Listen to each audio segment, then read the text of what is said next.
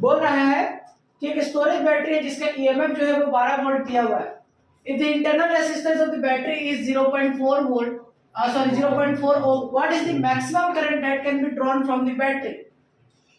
यानी बैटरी से maximum current निकालना है, ठीक है।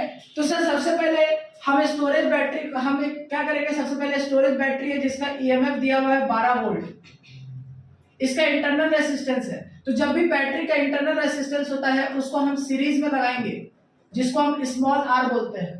फिर हम इससे बाहर में एक हमारे पास रेजिस्टर होगा लगा हुआ, जिसको हम बोलेंगे कैपिटल आर, ठीक है। तो बोल रहा है कि what is the maximum current. तो सर अगर हम बात करें करंट निकालना है इसमें, तो करंट इक्वल टू होता है ईएमएफ बाई आर इक्विवेलेंट। तो ईएमएफ हमारे पास हो गया, ई को ई मान लेते हैं, आर इक्विवेलेंट की जगह पर लिखेंगे आर प्लस स्मॉल आर, और that is equal to current is equal to EMF by R plus R. तो हम यहाँ पर देख सकते हैं हमें मैक्सिमम करंट निकालना है। इसमें क्या क्या चीज कांस्टेंट है, तो सर ईएमएफ जो है वो कांस्टेंट है, स्मॉल आर भी कांस्टेंट है। व्हाट इज वेरिएबल, तो वेरिएबल है कैपिटल आर। अब देखो I is inversely proportional to R plus R, यानी ये जितना बड़ा वैल्यू होगा करंट उतना कम होगा। लेकिन हमें करंट क्या करना, मैक्सिमम करंट करना है, यानी करंट का वैल्यू बहुत ज्यादा रखेंगे तो इसका मतलब ये वाला वैल्यू को क्या रखना है, कम रखना है।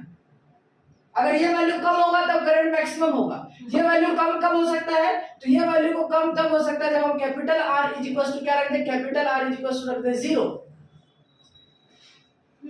एक्सटर्नल रेजिस्टेंस को 0 कर दे तो करंट क्या हो जाएगा, मैक्सिमम। और करंट का जो वैल्यू हो जाएगा वो कितना हो जाएगा, तो I बराबर हो जाएगा ईएमएफ हो गया 12 वोल्ट और इंटरनल रेजिस्टेंस कितना दिया हुआ है 0.4 ओम। तो यहाँ पर हम रखेंगे 0.4 ओम प्लस कैपिटल आर को कितना रख देंगे 0, तो आंसर आ जाएगा I इज इक्वल टू 120/4, यानी 30 एम्पियर का करंट जो होगा वो मैक्सिमम करंट होगा।